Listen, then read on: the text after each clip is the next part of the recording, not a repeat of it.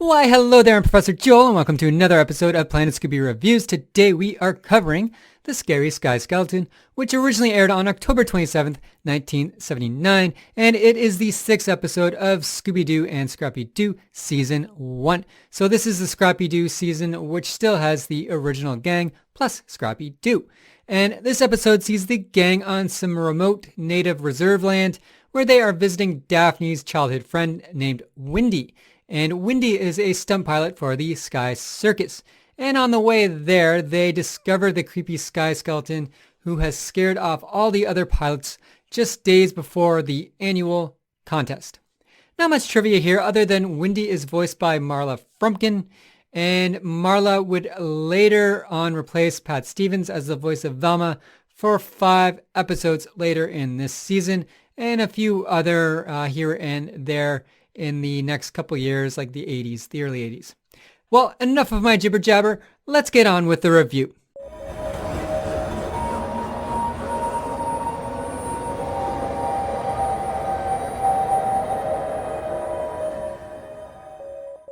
The episode begins on a full moonlit evening where we see the scary Sky Skeleton swoop down over a field in his cool-looking airplane.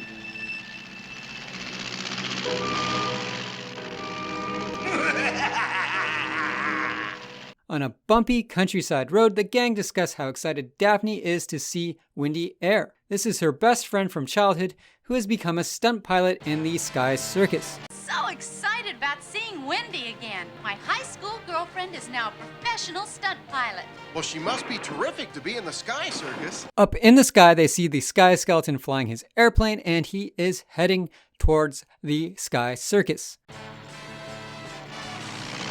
Jeepers, look at that! Looks like a skeleton. It's headed on toward the Sky Circus. Following it, the gang arrive at the Sky Circus airport, and they find it abandoned. Everyone is just gone. Even Wendy is missing. The Sky Skeleton also writes a sinister message in the sky using smoke that reads, "Beware, be gone. The Sky Skeleton will strike again." Here's the Sky Circus airport. Jinx, it's awfully quiet. Why, that's because I'm not screaming. Well, there's got to be somebody around. Beware, be gone. The Sky Skeleton will strike again. Heading up to the control tower, the gang investigate further, and they meet Amelia Palmer. She's the manager of the Sky Circus and the best pilot in the business. She points them off to Wendy's bunkhouse and states that Wendy and all the other pilots are too chicken to fly up in the sky with the Sky Skeleton, unlike herself, who just has nerves of steel. Who are you? The friend of Wendy Ayers, the star pilot. I'm Amelia Palmer, manager of the Sky Circus, and I happen to be the best stunt pilot in the business. That Sky Skeleton seems to frighten her, but I have nerves of steel. Heading over to the bunkhouse, the gang run into Eddie Drake, who is the crack reporter at Newsbreak magazine. Eddie shows the gang his business card, and as he pulls it out, a handful of confetti also falls out, which Eddie says was from another story he was investigating. I bet it's the Sky Skeleton. Hi, I'm Eddie Drake, a reporter for Newsbreak magazine. My press card. And what are those bits of paper? I just did a story at a ticker tape parade. This place is spooked. I've got to go now and call my editor. Outside the bunkhouse, we also meet Henry Greycloud, who says the Sky Circus has brought too much trouble to his land, along with very little money. Nice night out, if you're a vampire. That'll be far enough. Our friend Wendy has spoken of you. Oh, you must be Henry Greycloud. She is with the Sky Circus, and the circus has only brought trouble to my land, and too little money in return. Wendy comes out of the bunkhouse and greets everyone. We also discover the water is super murky and muddy. It's Wendy! That Sky Skeleton is trying to ruin tomorrow's competition. We'll look into this. You get some rest for tomorrow. The gang go investigate for some more clues at the airport hangar, and they discover Amelia sneaking around, who claims she is just securing the airplanes. Amelia also says this trouble only started when Wendy showed up. Look, there is someone sneaking around. I'm securing the plane. You know, none of this trouble started until Wendy arrived. The Sky Skeleton then shows up and chases after Shaggy, Scooby, and Scrappy, and we get a fun little chase scene that ends up with Shaggy and the dogs falling into an abandoned mine. I'll fix you meddling fools. Not so fast. There's no way out for you. We're goners for sure, Scoop. Our trio then takes a minecart ride, and we cut to Freddy, Daphne, and Velma, where they see the Sky Skeleton up in the sky, so they follow it with the Mystery Machine. Before they head off, they also have a quick chit-chat with Eddie the reporter. Well, everything seems okay here. The Sky Skeleton! Doc! Head for the Mystery Machine, and fast!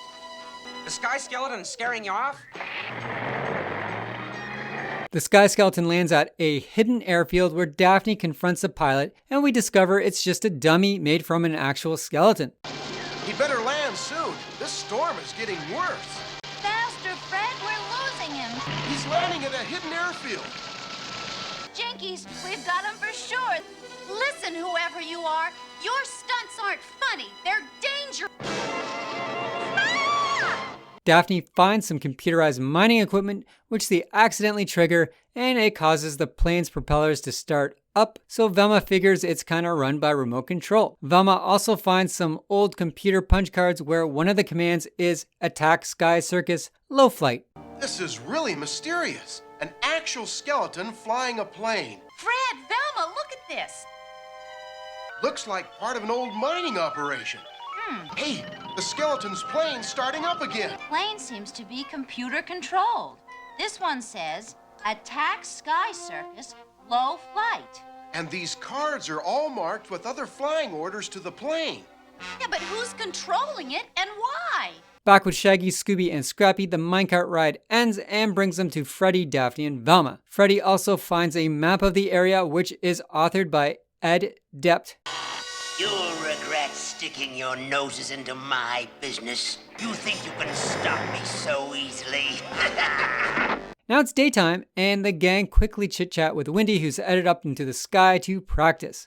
Wendy, how's it coming? I fixed the last wire. I've got to practice my routines. Maybe you should postpone your practice until we can solve this mystery. Well, I hope she knows what she's doing.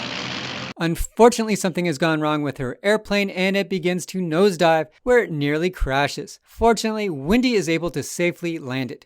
That was too close. We then get our final chase scene between the Sky Skeleton and Scooby, Shaggy, and Scrappy. It is a bit intense as the Sky Skeleton puts the plane on autopilot and crawls off the plane himself before accidentally falling right off. With the Sky Skeleton finally caught, Velma says she was rather suspicious after finding that map, which is a layout of the oil underneath all the land. Ed Dept isn't a person, but the editorial department of Newsbreak magazine. Masking the Sky Skeleton, it turns out to be Eddie Drake. The confetti was from the computerized punch cards. Eddie admits his crimes, which were to scare off Amelia and Grey Cloud off the land so he could claim the oil. Sky Skeleton? But what was he after? I had my suspicions after Shaggy and Scooby discovered that goop in the well water. That's when I realized this map is a geological survey of the area. It shows the location of oil under the airfield, and it's stamped confidential because it hasn't been made public yet. It belongs to the editorial department of Newsbreak magazine. Eddie Drake? When I found that oil report, I decided to scare Grey Cloud and Amelia off this land.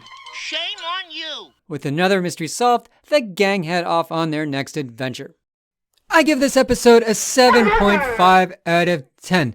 This episode, and pardon the pun, it's fairly bare bones. It's basically a stripped down Ghost of the Red Baron episode where it's more 95% action and 5% clues and setup.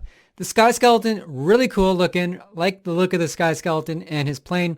Think he's really awesome, but he doesn't have all that much personality, nor does he get a lot of screen time really. He gets some screen time here and there, but not much. I did like the fact that he was a remote controlled puppet at times. And that airplane, like I said, looked cool. And that puppet, how they used like a real skeleton, very creepy. I like that a lot. The episode just kind of introduces a lot of characters, such as Eddie, the news reporter, Wendy, Amelia, and Grey Cloud. But they're all given very little screen time. I'd say Eddie gets the most, then Wendy, and then Amelia and Grey Cloud just gets like a couple seconds here and there. So nobody really gets time to shine or show much character. Really unfortunate because I think all these characters were really cool, but they get like a minute, 2 minutes tops, and that's it, because again, a lot of this episode is just strictly action and chase scenes, and yeah, the characterizations, they keep everything just kind of moving the plot along rather than adding a sense of fun to this. You know, we meet Daphne's childhood friend Wendy. You expect you get something a little more than this, but we don't. Still, not a bad episode. It's a good watch. I'd watch it again. I liked it. Just kind of forgettable. I don't hear many people ever talk about this one. Let me know in the comments below how you feel, though, if this is one of your favorites, and tell me why. I always enjoy hearing your thoughts. Anyway, thank you for any likes, views, comments, subscribes, and shares. It's awesome. I just love talking Scooby-Doo with everyone who comments, and I like to hear your comments, Scooby-Doo or otherwise. So thank you very much. Anyway, that wraps up another mystery. So until next week, when I will be covering the Demon of the Dugout, stay spooky.